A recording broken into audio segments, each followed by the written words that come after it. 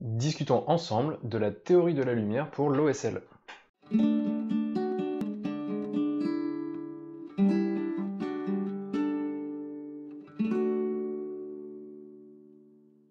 Et salut les copains et bienvenue dans ce jour 27 du challenge confinement. Aujourd'hui, on va lâcher un peu les pinceaux et on va principalement, voire exclusivement, parler de théorie et de théorie de la lumière. Alors là, en l'occurrence, le sujet va être l'OSL. Vous avez été pas mal à me demander une vidéo justement sur l'OSL, de comment faire un OSL, et notamment suite à la peinture du feu. Mais avant de passer à la pratique et de donner la recette, ou en tout cas de montrer comment moi je fais pour faire cet OSL, je pensais qu'il était intéressant justement de s'attarder un petit peu sur la théorie. Parce qu'en fait, le petit problème, c'est que quand on regarde simplement des recettes et qu'on essaye de les réappliquer, on va les réappliquer étape par étape, plus ou moins, mais parfois en omettant certains détails parce que à l'oral, celui qui fait la recette ne l'a pas dit. Et donc du coup, je pense qu'avant toute chose, c'est hyper important de comprendre la théorie et de comprendre pourquoi ça doit se passer comme ça avant d'essayer de le faire. Ça, j'en ai déjà parlé, notamment quand je dis que pour refaire un truc, pour reproduire quelque chose, une matière ou une couleur ou autre, il faut aller chercher des références sur internet via des photos. Et ben là c'est pareil, sauf que là, au lieu d'avoir une référence photo, on va surtout parler de théorie en fait. Mais avant d'aller plus loin, comme d'habitude, je t'invite à la fin de cette vidéo, ou de me demander si tu as envie, à mettre un petit pouce vers le haut, à partager la vidéo, mais aussi à t'abonner à la chaîne en activant la petite cloche pour ne pas louper les prochaines vidéos, c'est hyper important.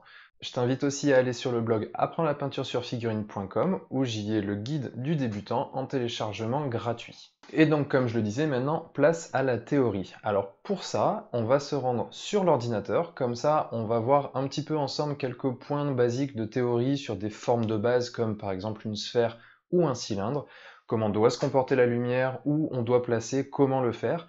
Et ensuite, on va aller voir sur un petit cas concret, sur une figurine que j'ai déjà peinte, pardon, en l'occurrence Red Skull, avec une lumière OSL qui vient du Tesseract, et cette figurine, c'est celle-là. Donc là, c'est parti, direction l'ordinateur. Alors, voilà les deux formes de base sur lesquelles on va faire cette petite étude. Alors, la première chose que je souhaitais rappeler concernant la lumière, c'est quelque chose d'essentiel dans la compréhension de cette lumière et du comportement de cette lumière sur les objets, c'est qu'elle va systématiquement en ligne droite. Donc du coup, il faut bien garder ça à l'esprit, c'est-à-dire que si, par exemple, on a une source de lumière qui est, mettons, pouf, ici, elle va aller en ligne droite, c'est-à-dire qu'elle va avoir ce comportement-là sur cette forme, et non pas quelque chose qui pourrait ressembler à ça, puisque ça ne fonctionne pas, la lumière va en ligne droite. Donc du coup, une fois qu'on a pris ça en considération, on comprend certaines choses dans le positionnement de la lumière sur les objets. Là, typiquement, sur ces deux objets, justement, la lumière est bien positionnée en zénithale, c'est-à-dire qu'elle vient d'ici pour celui-ci, ce qui explique qu'on a du clair qui part ici et qui vient en plus foncé sur le bas de l'objet ici. Alors que là, on a quelque chose qui est toujours de la même manière, qui arrive bien du haut, comme ça, qui vient éclairer cette partie-là, et cette partie-là de manière quasiment uniforme, puisqu'ici on est sur quelque chose de plat, alors que là on est sur quelque chose qui a du volume, puisqu'on est sur un cylindre. Là typiquement sur ces deux volumes, on a bien de la lumière qui vient dans ce sens-là, donc vraiment sur cette flèche ici, et ici on a bien une lumière qui vient du haut en zénithal aussi. Comment on s'en rend compte? Eh bien tout simplement parce que ici on a sur la sphère de la lumière qui vient plutôt dans cette zone supérieure, et des ombres qui viennent dans cette zone inférieure. Ici, on a de la lumière qui vient comme ça, de l'ombre qui est ici, et une surface ici qui est relativement éclairée, puisque c'est une surface plate, donc il y a en effet assez peu d'ombre et de lumière sur ce type de volume. Maintenant qu'on a dit ça, qu'est-ce que ça veut dire en application sur spécifiquement l'OSL? Déjà, la première chose à prendre en compte, c'est que cette réalité de la lumière qui va en ligne droite, elle n'est pas, comment dire, elle n'est pas applicable systématiquement de la même manière pour toutes les sources de lumière. Quand je dis ça, qu'est-ce que je veux dire? Je veux dire tout simplement que la source de la lumière va avoir un impact différent sur l'objet en fonction de si elle est loin ou si elle est proche. C'est-à-dire que Ici, typiquement, sur ces deux volumes, on est sur une lumière qui est plutôt éloignée, une lumière qui va illuminer l'ambiance et l'ensemble du volume, un petit peu comme on pourrait avoir avec le soleil. Le soleil, le ciel, qui sont donc des lumières très éloignées et qui vont, en partant d'ici, donc se prolonger en ligne droite et venir éclairer une large zone ici, qui va descendre jusque là sur la boule, et ensuite en dégradé, on va avoir des ombres. De la même manière, on est sur une zone large sur le cylindre, ici, d'éclairage, qui vient jusque là, ici également, et là, on part dans les ombres. Alors, maintenant, si on prend une source qui est plus proche, typiquement, par exemple, comme ça peut être le cas quand on veut représenter nous un OSL, puisque généralement, on le fait quand il y a un feu, quand il y a un sabre laser, quand il y a une torche ou quoi que ce soit. Ça veut dire que la source va être plus proche. Et vu que la source va être plus proche, elle a moins la possibilité d'éclairer une zone large. Ça veut dire que là, on va avoir une concentration de lumière sur un point, puis une diffusion autour qui va être plus légère, et les ombres vont être plus prenantes, elles vont être plus importantes. Et ça, c'est quelque chose déjà à bien prendre en compte, c'est la première chose à prendre en compte quand on veut faire un OSL, parce que c'est ça qui va être garant du réalisme de cet OSL. Donc la deuxième chose à prendre en compte quand on veut faire un OSL, c'est aussi, au-delà de la distance de la lumière, c'est la taille de cette source de lumière. Une source de lumière qui va être plus importante, qui va être plus grande, va forcément éclairer une zone plus large. A l'inverse, une source plus petite va forcément éclairer une zone plus petite. Typiquement, si on prend ces deux exemples et qu'on a ici le soleil, donc qui éclaire cette sphère à gauche. Là, on est sur une source de lumière qui est très loin et qui est très grande. Elle va donc éclairer de manière très large cette zone ici, pour venir ensuite s'atténuer sur le bas de plus en plus. Alors là, bien évidemment, c'est en faisant très rapidement, mais c'est pour donner une idée. A l'inverse, par contre, si on a quelque chose qui est très proche et qui est beaucoup plus petit, typiquement une lampe ici, là, pour rappel, encore une fois, la lumière va se propager en ligne droite, donc comme ça, et donc va principalement éclairer une petite zone ici, pour ensuite se diffuser autour. Je grossis le trait, mais c'est un petit peu ce qui se passe dans la réalité. Donc là, c'est quelque chose vraiment à prendre en compte, parce que sans ça, on va se retrouver avec des zones qui sont soit trop petites quand il s'agit d'une lumière éloignée et ou de grande taille, ou alors à l'inverse, une zone trop grande quand il va s'agir de quelque chose de près et de petit. Et ça, c'est vraiment ce qui est le garant, encore une fois, du réalisme de l'OSL. Et donc ça, concrètement, on peut le voir dans la vie de tous les jours. Là, par exemple, pour ne pas avoir la tronche cramée par la lampe, je la mets plutôt loin. Ce qui fait qu'il y a une lumière qui est diffuse et qui vient éclairer l'ensemble de mon visage. Si par contre je la rapproche comme ça, voilà, là, on va voir que tout de suite, la lumière se concentre sur des points plus précis, de plus forte intensité, mais il y a aussi du coup des zones qui sont plus dans l'ombre, notamment au niveau des creux, puisqu'elles ne sont pas touchées par la lumière. Alors là, on est encore sur une lumière qui est assez large, donc ça va éclairer quand même l'ensemble de mon visage, mais si on exagère le point, on pourrait le faire, notamment par exemple avec la lumière la plus petite qu'on puisse trouver, nous, à disposition, par exemple un laser, où là, ça n'éclaire qu'un point. Et le dernier point que je vais mentionner ici, qui est hyper important à prendre en compte pour faire un OSL réaliste, c'est de voir dans quel environnement évolue le personnage, la figurine qu'on est en train de peindre. Parce que en fonction de l'environnement dans lequel il est, autour de lui, la lumière, encore une fois, ne va pas se comporter de la même manière, même si elle est proche. Là, en l'occurrence, moi, je suis dans un environnement relativement lumineux, puisque j'ai la fenêtre qui est juste ici, une grande baie vitrée qui est juste ici, et qui, du coup, m'éclaire complètement. Donc, l'impact de cette source de lumière-là est affaibli, puisqu'il y a une source secondaire, et il y a même encore une autre source qui est ici, ma lampe complémentaire pour filmer, et encore une qui est ici, avec mon écran.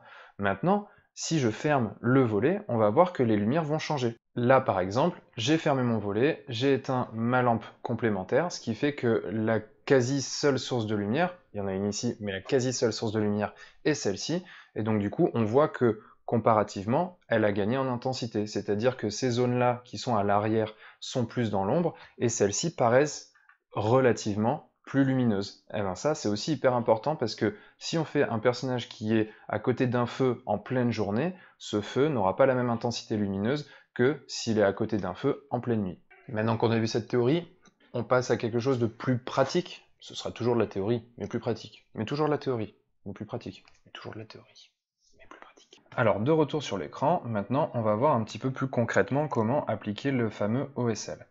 Dans un premier temps, il faut bien comprendre comment se comportent les volumes de base face à la lumière. Donc ça, là je pars du principe que c'est su. Si c'est pas le cas, n'hésitez pas à me le dire en commentaire, ça pourra faire l'objet d'une autre vidéo. En l'occurrence, ici, on est donc sur deux volumes basiques, que sont la sphère et le cylindre à droite. Donc, si on reprend le caractère droit, en tout cas la propagation droite de la lumière, ça veut dire qu'on va avoir, si on est en zénithal avec une lumière ici qui est vraiment sur le dessus, donc celle du soleil, on va avoir toujours cette même répartition de la lumière, à savoir ici sur le sommet de la boule une lumière qui est forte, qui ensuite va venir s'étendre sur les côtés de la boule, comme ça, de manière moins en moins forte au fur et à mesure que ça va vers le bas. Donc là, évidemment, encore une fois, c'est exagéré, mais c'est pour voir où positionner les lumières de manière un petit peu plus forte. Ensuite, sur le cylindre, on va avoir les deux sous-volumes du cylindre. Donc on a la plaque ici, avec une lumière qui va être un peu plus forte là, et qui va être un peu moins forte sur le bas, donc qui va s'atténuer ici au fur et à mesure que ça descend vers le bas de la plaque. Et de la même manière, on va avoir une lumière ici qui va s'atténuer en descendant vers le bas et aussi en venant vers le dessous du volume. Donc on va avoir quelque chose qui va s'atténuer ici et qui va s'atténuer dans ce sens-là aussi. Donc grosso modo quelque chose qui pourrait ressembler à ça. Ça c'est pour la lumière principale.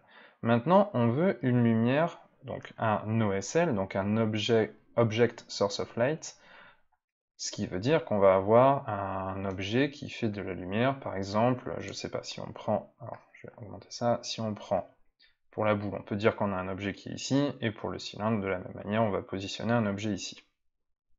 Ça veut dire que on va devoir peindre une source de lumière venant de cet objet, ayant une couleur liée à cet objet, et qui va se comporter plus ou moins de la même manière que notre lumière principale, si ce n'est qu'elle va être généralement plus proche et généralement plus petite que le soleil, évidemment. Donc, en fonction de ça, on va reprendre exactement le même principe, à savoir que la boule va avoir un point de lumière qui va être ici, puis ensuite, on va venir atténuer autour de ce point de lumière, de cette manière, en réduisant la zone par rapport à la source principale, évidemment. Ensuite, en termes d'intensité de lumière, si c'est une lumière faible, on va rester sur une intensité faible. Si c'est une lumière forte, on va avoir une intensité qui est beaucoup plus forte. De la même manière, sur le cylindre, on va avoir, donc, encore une fois, je le rappelle, on a la propagation de la lumière qui est en ligne droite, comme ça.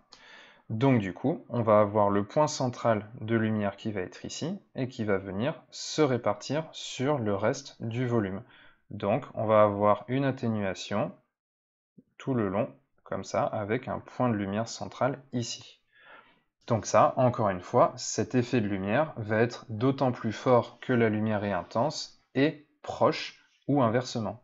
Et ça va vraiment dépendre, encore une fois, du contexte et de l'objet qu'on veut représenter. Et maintenant tu vas me dire, bah mais t'es sympa avec tes sphères et tes cylindres, mais du coup comment ça s'applique concrètement sur mon personnage?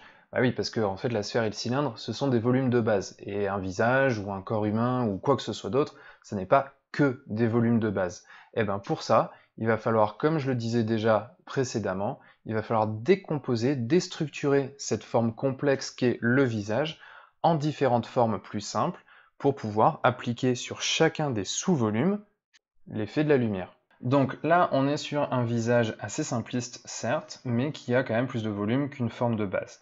Et on va pouvoir comprendre un petit peu comment ça se passe. Ici, on a une lumière zénitale qui vient du dessus, puisqu'on a principalement des lumières ici, sur le dessus du crâne, puis sur l'avant du front, puis sur le dessus du nez, ici sur le menton, un petit peu sur les pommettes, et sur le dessus des oreilles.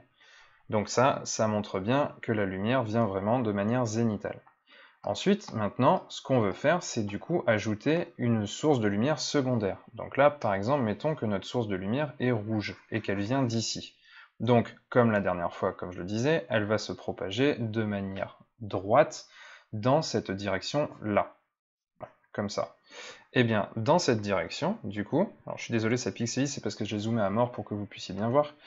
Mais dans cette direction, ça veut dire qu'on va avoir de la lumière qui va venir se positionner sur les différents volumes. Et là, par exemple, on a le premier volume qui est la joue inférieure gauche sur l'écran, on peut l'assimiler à une sphère. Donc si on l'assimile à une sphère, ça veut dire qu'ici, on va avoir un point de lumière ici, puis on va diffuser la lumière comme sur une sphère.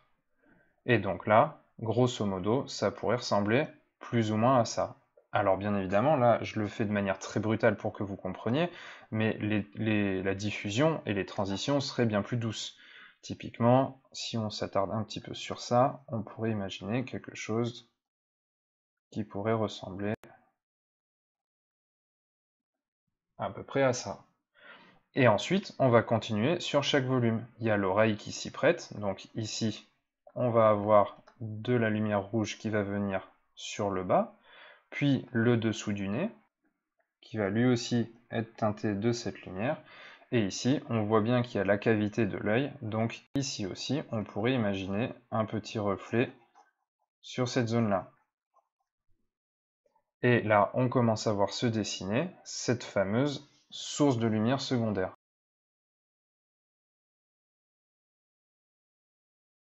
Ouais, c'est un scandale, c'est une chaîne sur la peinture sur figurine, on n'a même pas vu de figurine. Allez, on va en regarder une. Donc voilà ce que ça donne si on passe sur la figurine de Red Skull. Donc là, j'ai voulu faire un OSL qui vient du Tesseract, donc une lumière qui est relativement forte, relativement intense. C'est pour ça qu'on voit sur son crâne, qui en plus est rouge, de fortes lumières bleues. Par contre, j'ai aussi voulu montrer qu'elle était proche, donc qu'elle n'éclaire pas la moitié de son corps. Ce qui veut dire qu'on a ici, sur le haut de l'épaule, une réverbération de la lumière qui s'intensifie sur le volume ici, sur l'arête du manteau.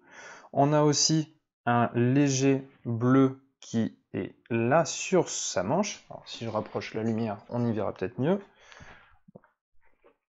Voilà.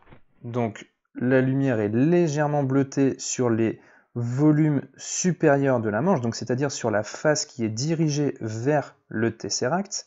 De la même manière ici, ce qui veut dire que là, si on prend la figurine dans l'autre sens, sur la manche, on voit que en dessous, là, ici, il n'y a pas du tout de bleu. Le bleu s'arrête vraiment sur le dessus des volumes, ceux qui sont orientés vers le Tesseract. De la même manière sur le crâne à l'arrière est rouge, il n'y a absolument pas de bleu, puisque la lumière étant proche, elle ne diffuse pas jusqu'à l'arrière du crâne. Maintenant, si on reprend le crâne en lui-même, on voit bien ce que je disais tout à l'heure, à savoir la réverbération de la lumière sur chaque volume, et notamment sur la pointe du menton, sur le dessous de l'arcade, et le dessus de la pommette, ainsi que le nez. Et du coup, on a cette illusion que la lumière vient taper sur la face et se diffuser légèrement vers l'arrière de ce visage. Donc voilà concrètement ce que ça donne. Ah oui, et aussi, il y a des surfaces, il y a des matériaux qui réfléchissent un petit peu plus la lumière que d'autres, c'est pour ça que j'ai remis un tout petit peu de bleu ici, sur la boucle métallique, puisque là, en l'occurrence, le métal réfléchit énormément la lumière. Donc voilà. Et voilà, c'est fini pour cette vidéo sur la théorie de l'OSL. Alors bien évidemment, cette théorie dans cette vidéo n'est pas exhaustive, il y a plein de choses. La théorie, c'est quelque chose de très vaste. Simplement, c'est une approche, ça te donne quelques clés. Mais maintenant, il faut que je sache si ce type de format te convient, si tu l'apprécies. Et si c'est le cas, n'hésite pas à me le dire dans les commentaires de la vidéo, ou encore mieux, like la vidéo et partage-la à fond, ça aidera encore plus la chaîne. Maintenant, je ne sais pas ce que va devenir le challenge confinement avec les annonces de ce soir, on verra bien. Je ne sais pas si je pourrai continuer comme ça tous les jours, mais je vous tiendrai de toute façon au courant et j'essaierai de continuer à faire des vidéos le plus régulièrement possible. En attendant, comme on ne sait pas, continue à me poser tes questions dans les commentaires, ça fera toujours des sujets de vidéos et je verrai si je peux continuer sur ce rythme ou pas. D'ici là, il ne me reste plus qu'à te souhaiter une très bonne soirée et comme d'habitude, n'oublie pas de mettre des couleurs dans ta vie. Ciao!